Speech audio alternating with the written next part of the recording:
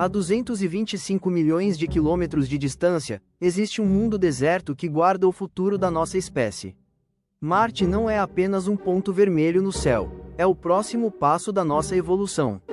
Imagine caminhar por canyons que fariam o Grand Canyon parecer pequeno, sob um céu onde o pôr do sol brilha em tons de azul. Aqui, a sobrevivência é uma obra-prima da engenharia.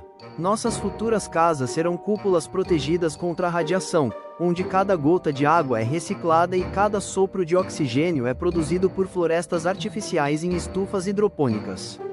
O desafio é imenso. Temperaturas congelantes e tempestades globais de poeira testam os limites da tecnologia humana.